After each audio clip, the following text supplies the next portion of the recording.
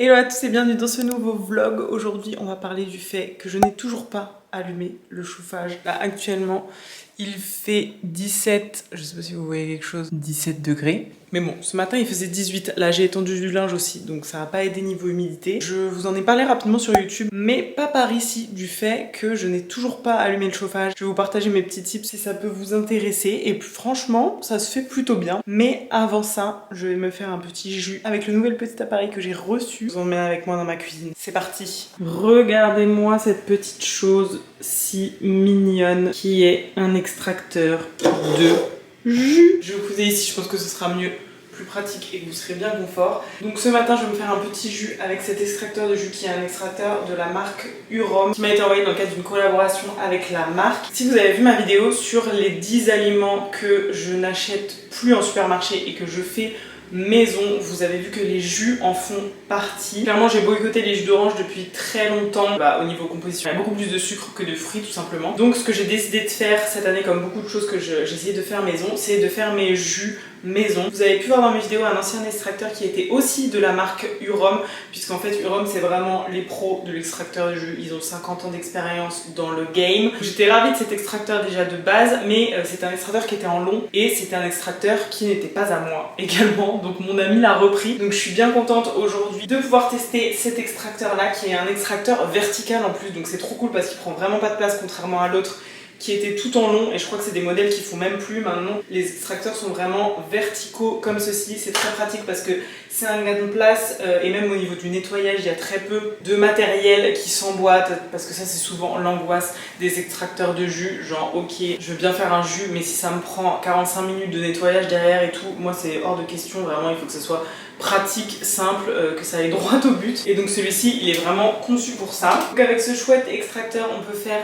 des jus de toutes sortes. Moi je suis plutôt classique, jus de pomme, jus d'orange. Vous m'avez conseillé des jus avec du céleri, des jus aussi avec du fenouil je crois. Donc il faudrait que je teste parce que ça fait un moment que j'en entends parler, donc ça peut être quelque chose à faire. Il fait aussi des laits végétaux, donc tout ce qui est lait d'amande, lait de noix de cajou, etc. Et des sorbets. Donc il y a quand même un petit potentiel avec cette petite chose. Et aujourd'hui on va faire ensemble un jus orange, carotte et gingembre. C'est un peu un petit jus détox et tout que moi j'adore, vraiment peps et en même temps super simple à faire. J'avoue je me lance pas dans des jus non plus hyper compliqué avec 15 millions d'ingrédients. Ça c'est les quantités de jus pour une personne, donc j'ai pris 2 oranges, une carotte. Par contre le gingembre clairement je vais pas mettre tout ça, je vais en mettre un tout petit bout. Concernant l'appareil en lui-même c'est super simple, vous avez juste une vis à l'intérieur à mettre comme ceci et par-dessus l'emplacement pour mettre les fruits. Il faut juste aligner la petite flèche ici, n'est-ce pas? Et ensuite positionner tout simplement comme ceci. On branche la chose et je vais couper mes petits fruits. El amor que tengo para ti, nadie compara, nena, es así. Soy tuyo y vos sos para mí. Ya pasó, casi te perdí. No quiero perderte, no quiero hacerte llorar. Ya pasamos 2 años, nena, así que te extraño, sé que vamos. Mes fruits et légumes sont coupés. Je vais tout simplement ouvrir le petit récipient, y introduire les oranges, mais aussi les petits bouts de carottes et le petit bout de gingembre. Je referme et let's go. Il est tellement silencieux par rapport à celui que j'avais avant, l'ancien modèle. On n'entend presque rien. Tout ce qui n'est pas du jus sort par ici et le jus va se bloquer ici pour l'instant jusqu'à ce que j'ouvre la vanne. Ça va être le petit moment satisfaisant. Et ce qui est chouette aussi, c'est que quand on ouvre, ça s'arrête. Ça c'est sympa quand on a des enfants pour ne pas que qu'ils mettent les doigts à l'intérieur, etc. S'ils ouvrent, il y a une sécurité qui fait que cela s'arrête et vous ne pouvez pas vous mouliner les doigts. Et voilà, et ça repart tout seul quand on ferme. Il n'y a plus rien qui sort de ce côté-là, donc le jus est fini. Hop. Et c'est le moment satisfaisant.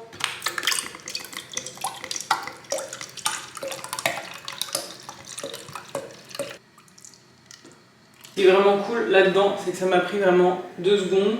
Une carotte, 2 oranges pour avoir ça de jus. Mais du jus tellement frais et pressé, j'aime trop, je le goûte.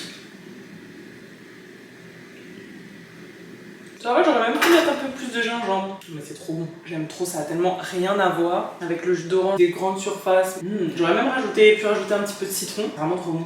Je trouve que ce genre de verre, ça suffit en plus. En jus. Comme c'est tellement concentré, tellement un shot d'énergie, de fruits et légumes et tout, on n'a pas envie d'en reprendre non plus énormément. Et c'est aussi rassasiant, je trouve, bizarrement. Enfin, bizarrement non, parce qu'il y a beaucoup plus de nutriments là-dedans. Moi, je suis super contente de ce modèle, c'est le modèle H310A, donc il est vraiment compact, silencieux. Moi, vous savez que j'aime pas avoir trop de trucs qui prennent de la place dans ma cuisine, donc ça me convient parfaitement. Et ce qui est cool aussi, versus celui que j'avais avant, c'est que avant c'était un tout petit tuyau où on devait vraiment passer un à un en chaque fruit coupé en quartier, chaque quartier, etc. et ensuite pousser. Alors que là, j'ai fait pour une personne, ça tient largement. Je pense que même pour deux, ça tient largement dans le contenant, de mettre tous les ingrédients, d'appuyer sur OK et après de partir faire un petit peu ta vie ou continuer de cuisiner le petit déjeuner ou quoi. Et en fait, quand ça sort plus, bah on l'arrête. Mais il n'y a pas besoin d'être à côté, de remplir à chaque fois avec les fruits, de les pousser, etc. Je sais pas si vous voyez ce que je veux dire, mais ça se fait vraiment tout seul. Et le fait qu'il y ait un espèce de petit stockage comme ça, bah c'est super pratique parce que t'es pas là à faire ton jus genre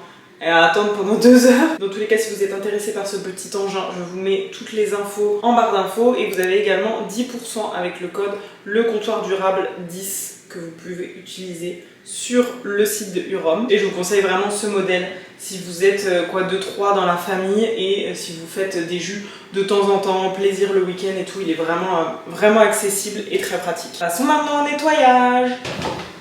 Okay.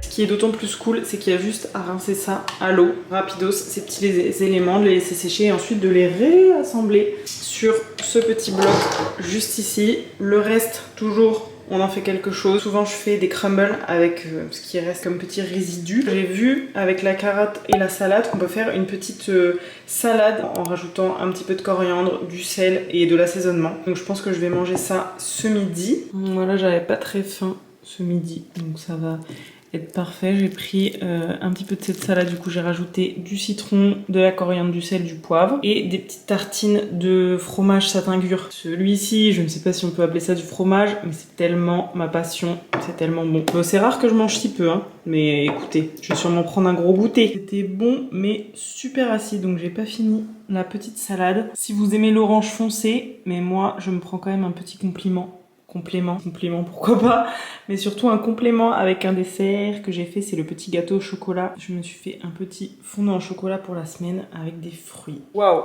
le soleil est sorti et c'est notamment une des choses qui fait que je n'ai pas besoin de mettre le chauffage actuellement. Du coup, pour reprendre cette histoire de chauffage, je n'en ai pas mis pour l'instant cet hiver. Pour la simple et bonne raison que déjà, écologiquement parlant, c'est cool de ne pas chauffer, mais on va pas se mentir, la principale raison pour laquelle je ne mets pas de chauffage, c'est la raison budgétaire. Tout simplement puisque j'ai commencé au début, il m'avait fait un prévisionnel pour l'année à 82 € électricité plus gaz. Puis j'ai augmenté dans l'année à 122 €, donc des mensualités de 122 €, et aujourd'hui je suis à 160... J'ai du mal à le dire tellement c'est 171 € d'électricité et de gaz, sachant que je me considère comme une personne qui consomme très peu.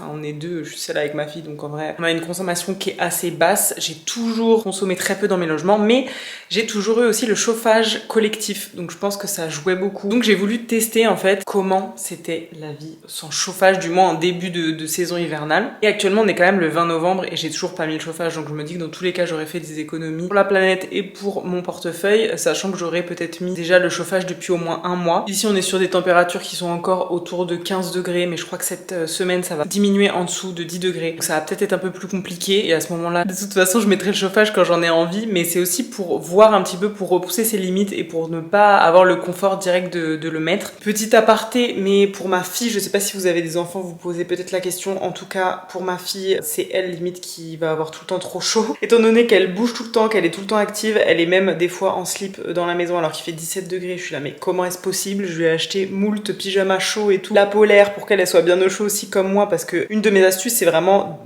de s'habiller, après c'est logique, mais de mettre plusieurs couches. Encore aujourd'hui ça va, j'ai que 2 couches, mais des fois j'ai 2-3 couches avec plusieurs pulls et tout pour être vraiment bien au chaud, parce que moi je suis très très frileuse, ce qui est tout le contraire de ma fille. Donc elle vit sa meilleure vie. Je pense que s'il y avait le chauffage, elle serait mon dieu, elle aurait beaucoup trop chaud. Et en fait je suis en train vraiment de me réhabituer, puisque comme je vous l'ai dit, j'ai toujours eu des chauffages collectifs, des chauffages au sol, et comme j'étais en étage, le chaud montait. En fait j'avais toujours 26 degrés en hiver quoi. J'étais clairement en débardeur chez moi en hiver. J'ai toujours eu ce truc de rentrer chez moi, d'avoir super chaud, été comme hiver, et de pas vraiment voir la différence. Et en fait là je trouve que ça me force aussi à me dire en fait c'est l'hiver, c'est un peu normal qu'il fasse plus froid à la maison et que ce soit pas non plus comme en plein été quoi. C'est aussi une prise de conscience différente, sachant que là voilà, je suis jamais tombée en dessous de 16 degrés, souvent le matin ça, il fait à peu près 16-16,5, mais en fait ça remonte très rapidement grâce au soleil qui tape du coup l'après-midi sur ma baie vitrée. Grâce à ça je gagne souvent 2 degrés dans la journée, donc j'ai cette chance là qui fait que je commence peut-être à 16-17 le matin, et en fait dans la journée je me retrouve souvent à 18-19, et comme le logement est aussi super bien isolé, je conserve cette chaleur, donc ça c'est vraiment cool. Donc comme je vous le disais, mes astuces c'est les habits chauds en premier. J'ai toujours 2 couches, que ce soit en haut en bas en général. Bon là j'en ai pas forcément, après ça dépend des fois, mais au pire j'ai 2 couches, donc j'ai un legging sous mon pantalon et 2 pulls qui l'un sur l'autre, etc. Et j'ai des chaussettes thermiques of course, ça c'est vraiment la vie. Je vous mettrai en barre d'infos celles que j'ai pris, j'en ai pris 2 paires, et en fait je les mets mais H24. Je suis tellement trop bien dedans, et les pieds, les extrémités, c'est tellement horrible quand on a froid. Après ce modèle là, moi quand même il bouloche pas mal, mais bon je pense qu'il tiendra pas mal dans le temps. Certaines lavées m'ont dit que ça tenait dans le temps, mais dans tous les cas, déjà ça fait 15 jours que je les ai, que je les mets tous les jours. Donc elles sont déjà rentabilisées. Ma deuxième astuce c'est... Elle est où? Where are you? Ma bouillotte. C'est une bouillotte que j'ai eue il y a des années, que ma mère m'avait offert il y a des années. Une bouillotte avec des grains, il me semble. Apparemment, ce qui est vraiment mieux, c'est les bouillottes à eau qui peuvent conserver la chaleur jusqu'à... je sais plus combien de temps, je crois, énormément de temps. Enfin, je vous mettrai jusqu'à combien de temps. Moi, celle-là, j'avoue que j'aime bien parce que ça se met au micro-ondes, ça chauffe. C'est rapide, et j'ai pas forcément de bouilloire. Il faudrait que je mette une casserole, que je fasse chauffer la casserole et tout. Donc là je trouve ça quand même pratique d'avoir ça sous forme de petites graines comme ça à réchauffer. Mais la bouillotte vraiment indispensable. Même là j'ai mes règles et tout, je la fais chauffer je ne sais combien de fois par jour pour me réchauffer un petit peu et pour me détendre. Autre astuce, le plaid, of course. Le plaid, tout ce qui est plaid, couverture et tout. Moi, j'ai toujours ce plaid-là sur moi, soit quand je travaille ici, soit même le soir. Si par exemple on est ici, on lit des histoires avec Alma ou quoi que ce soit, les plaids, c'est vraiment la vie. En plus, c'est tellement cocooning et tout, j'adore. Ce que je fais également, c'est que j'aère ma maison. Donc comme je vous disais tout à l'heure, j'ai perdu aussi un petit peu de degrés parce que j'ai étendu le linge et que j'ai un petit peu ouvert. Puisque le risque, surtout quand on ne chauffe pas, c'est l'humidité. Et le fait de ne pas aérer renforce l'humidité dans les espaces. Donc ce que je fais, c'est que j'aère le matin, tant pis, même s'il fait froid. Le mieux, ce serait d'aérer dans la journée quand il fait vraiment le plus chaud dehors. Mais dans tous les cas, il faut continuer d'aérer, surtout si, voilà, comme moi, vous étendez le linge à l'intérieur, etc. Vous prenez des douches, dans tous les cas, vous vivez. Et en plus, les bactéries, les virus, l'hiver aiment trop ça. Donc vraiment, c'est hyper important d'aérer, même 5 à 10 minutes au moins tous les jours. Et contrairement à ce qu'on pourrait penser, c'est pas ça qui va faire baisser les températures, mais à l'inverse, ça va vraiment permettre un environnement qui est moins humide et donc où la chaleur reste mieux. Voilà pour les petites astuces. Chaussettes thermiques, la bouillotte, le plaid, ça fait la diff. Ouvrir la porte de la salle de bain après qu'on ait pris sa douche et tout parce que la pièce est chaude. Ouvrir le four après qu'on ait cuisiné. Tout ça, ça réchauffe énormément aussi la pièce. Vivre avec un enfant qui court H24, qui saute, qui danse. Danser, ça réchauffe. Des fois, quand j'avais froid, je me suis mise à danser avec Alma pendant genre 10 minutes et après, on avait réchauffé la pièce et on avait toutes les deux trop chaud. Je vous mets aussi en barre d'infos la vidéo de Raphaël Muret-Noisette qui du coup partageait toutes ces astuces pour passer un hiver sans chauffage. Je l'ai regardé et du coup, c'est ça qui m'a donné envie de me dire, ok, je me lance le challenge. Jusqu'à quand je vais pouvoir gratter un petit peu pour ne pas mettre le chauffage. En fait, je trouve que c'est cool. Je m'attendais pas à attendre autant de temps, surtout frileuse que je suis vraiment. Et en fait, je trouve que le fait de se mettre un petit challenge comme ça et tout,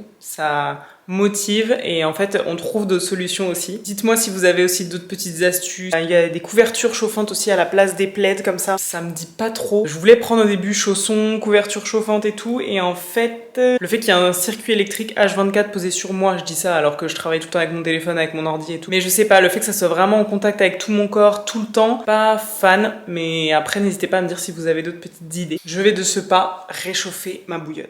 Hello hello, aujourd'hui j'ai fait un nouvel outfit pour être bien au chaud avec mes petites chaussettes thermiques. J'ai mis un legging en dessous, ma jupe, mon pull Mariannette qui est en laine. Et ça va, je suis bien au chaud ce matin. J'ai une nouvelle petite astuce psychologique. C'est mettre, vous savez, sur Netflix, ou même je pense qu'il y en a sur YouTube, le crépitement du feu sur mon iPad. Et du coup, l'air de rien, psychologiquement, ça fait la sensation d'avoir un espace un peu plus réchauffé. Et ça donne une petite ambiance, surtout pour le soir. Là, ce matin, encore une fois, il fait 17 degrés. Et ça va, j'ai l'impression aussi que ça dépend énormément de la fatigue. Hier, j'étais beaucoup plus fatiguée, j'ai ressenti beaucoup plus le froid, alors qu'aujourd'hui, je le ressens beaucoup moins parce que je suis reposée. Donc ça aussi, ça dépend énormément de notre corps, etc. Dans ce petit vlog, je voulais aussi vous parler des cadeaux de Noël, du Black Friday, de toutes les promos énormes qu'on voit en ce moment. Juste pour faire un petit rappel que vous pouvez trouver de seconde main toute l'année des choses qui sont à prix équivalent, voire moins cher que ce qu'on peut vous proposer en promotion neuf. Je ne suis clairement pas anti Black Friday parce que parfois ça peut faire en effet la différence sur des choses qu'on attend vraiment, des choses qui sont importantes pour nous en tant qu'objet, pour des achats mûrement réfléchis, anticipés et utiles. Mais j'avoue qu'en vrai, même pour tout ce qui est électronique, etc., moi j'ai vu que le seconde main c'était moitié prix toute l'année et parfois c'est même neuf en fait. Par exemple mon rétroprojecteur, vous savez, je l'ai trouvé sur le Bon Coin à moitié prix. Bref, la plupart des choses, vous pouvez le trouver de seconde main. Et je voulais vous parler pour les cadeaux de Noël que je vais faire pour Alma. Donc je vais vous en faire une vidéo dédiée, comme tous les ans. Je lui ai fait déjà une vidéo cadeau de Noël pour les enfants de 1 an, de 2 ans, de 3 ans, parce qu'en fait, elle est née en février. Donc son anniversaire à chaque fois tombe après Noël. Je fais en même temps une vidéo idée cadeau pour Noël, mais aussi pour selon l'âge de l'enfant. Cette année, notamment, Alma a vu un robot en magasin, parce qu'une fois...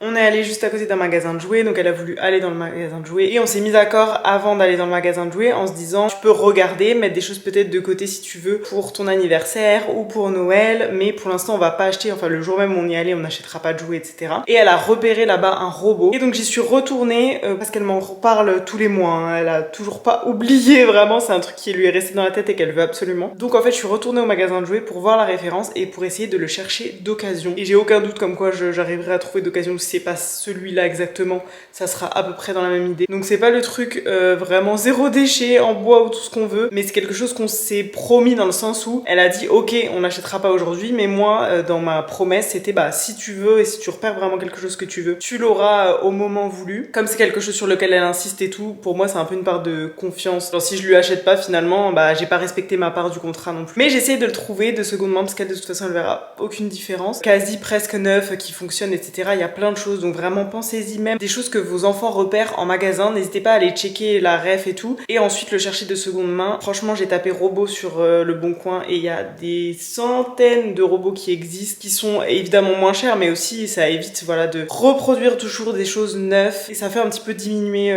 la demande des magasins comme ça de jouets, où déjà j'y suis allée là fin novembre pour regarder donc la référence du robot, et c'était blindé à 10h le matin. Je me dis ouais vraiment les magasins de jouets, je pense qu'ils doivent faire 70% de leur chiffre d'affaires sur le mois de novembre et décembre. Pensez à la seconde main, je vous jure que même si vous avez des personnes qui n'aiment pas les cadeaux seconde main qui ont déjà été utilisés, vous avez des choses neuves mais de seconde main, des gens qui ont reçu des cadeaux mais qui n'en veulent pas, ça leur correspond pas, ils revendent les choses neuves et tout. Essayez vraiment de trouver pour cette période des alternatives, parce que je vous jure qu'il y a tellement de choses déjà disponibles. N'hésitez pas à offrir de la seconde main pour Noël. Et dans les prochaines vidéos qui arrivent sur cette chaîne, je vais vous faire des idées cadeaux pour les adultes et une vidéo idées cadeaux pour les enfants. Dernière petite chose que je voulais vous dire avant de rendre le mic de ce vlog, je vais réparer ma petite banane. Je sais que ça c'est pareil, c'est peut-être des choses auxquelles on pense pas. Faut que je vous pose parce que j'ai la banane à la main. Vous connaissez sûrement ma banane moumoute Make My Limonade que j'ai depuis 3-4 ans maintenant. Mais sachez que à l'intérieur, je l'ai customisé. En fait, la partie intérieure est très fine, sachant que moi, c'est vraiment une banane fourre-tout, donc je mets à la fois mes clés, mon portable, mais c'est surtout les clés, je pense, qui accrochent la matière. Ça a carrément fait des trous qui ont carrément troué la banane jusqu'ici. J'avais déjà fait l'année dernière un premier rattrapage entre guillemets en remettant une doublure à l'endroit où la banane s'abîmait le plus, et en fait de ce côté-là, il y a également la doublure qui est en train de partir parce que c'est vraiment là où à chaque fois je pose les choses. Cette partie-là s'abîme énormément comme vous pouvez le voir, et clairement je ne suis pas une couturière née. Je fais les trucs basiques, hein. Si vous voyez ça, c'est vraiment, comment dire, mal fait. C'est pas mal fait parce que je suis quand même fière de moi, mais c'est vraiment, j'ai coupé un bout de tissu à la forme et je l'ai cousu à la main. J'ai fait un truc basique de chez Basique, mais ça m'a permis de prolonger ma banane d'une année, et là je sais que je vais faire ce côté là, donc je vais pouvoir la garder encore plusieurs années. Si j'avais sûrement pas fait cette doublure l'année passée, le trou se serait vraiment créé, je pense, de ce côté là, et à la fin ça m'aurait fait un vrai trou visible de l'extérieur et la banane n'aurait plus été utilisable. Je perds mes cheveux et j'en ai partout. Et pareil pour le deuxième, là déjà j'ai attendu un petit peu trop tard avant de me rendre compte qu'il y avait un réel trou. Après, si vous êtes vraiment pas du tout couture ou si vous n'avez pas le temps et tout, n'hésitez pas aussi à aller chez une couturière, hein. Ça va vous coûter, je sais pas, 10-15 € pour qu'elle vous refasse une petite doublure. Moi personnellement, je suis vraiment dans un rapport avec les choses où cette banane, je l'aime à la vie, à la mort, et du coup 5 ans après, j'ai toujours autant envie de l'utiliser, et c'est hors de question que parce qu'elle a un trou, je me dise elle a un trou, je la jette. Non, j'ai tellement envie de la garder, j'ai ce rapport aux objets où j'en ai tellement peu, j'ai envie de les faire durer le plus longtemps possible. Donc je vais refaire une petite doublure, et je pense que ni vu ni connu, je pourrais la garder encore pendant 10 ans, j'espère. Peut-être qu'à la fin j'aurais refait toute la doublure intérieure, mais bref, je trouve que c'est un travail des marques de faire des produits de qualité, certes, des produits qui durent dans le temps, mais c'est aussi un petit peu notre travail à nous, parce que on a des habitudes différentes selon chacun. Je sais pas, peut-être que cette banane, quelqu'un l'a depuis autant de temps que moi, mais il ne l'a pas utilisée tous les jours comme j'ai pu le faire. Elle s'abîmait moins vite, peut-être qu'il n'utilise pas des clés directement à l'intérieur qui abîment la doublure et tout, et en fait je trouve que c'est autant notre problématique à nous en tant qu'individus qui utilisons les objets, les choses qu'on a, de les réparer, d'en prendre soin. Déjà d'en prendre soin dans un premier temps, mais après moi je sais que par exemple j'ai tendance à ne pas être très minutieuse avec mes objets et tout, donc dans ce cas là je les répare. Forcément au bout d'un moment il y a une usure du produit, mais on est aussi nous en mesure de changer ses habitudes de consommation, de bon il y a un trou, elle est abîmée, je jette, en réparant tout simplement nos petits objets et en essayant de prolonger leur durée de vie. Bon, finalement j'ai arrêté mon petit feu. Je sais pas si en fait le bruit du crépitement m'énerve tellement je supporte de n'entendre aucun bruit. Je pense que je le remettrai peut-être un petit peu ce soir avec Alma, parce que quand même ça utilise on va dire des données de téléchargement Netflix et tout, donc c'est peut-être pas ouf non plus en termes d'impact écologique, mais bon ça fait sympa, ça fait une petite ambiance feu de bois. Voilà, je vais vous laisser là avec ce vlog. Merci d'avoir suivi jusqu'au bout, n'hésitez pas à me partager vos petites expériences sans chauffage en commentaire, on va voir jusqu'où on va ensemble, et on se retrouve dimanche prochain pour une prochaine vidéo. Ciao. El amor que tengo para ti, nadie compara, nena, es así.